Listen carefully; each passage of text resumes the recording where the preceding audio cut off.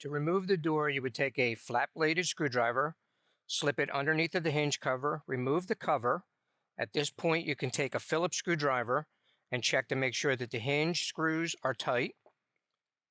Once that is checked, you can remove the door by opening it 90 degrees and lifting it off the hinges and set to the side.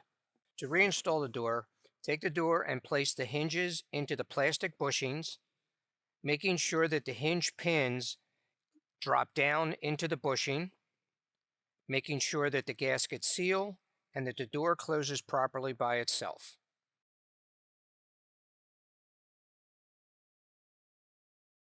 The door hinge adjustment is easily done with a Phillips screwdriver, and this may be needed if there is a large gap on the gasket or if the gasket is binding. If so, loosen the hinge screws, adjust the door, retighten. After you check the door seal to make sure it's good, take your hinge cover and snap it back in place.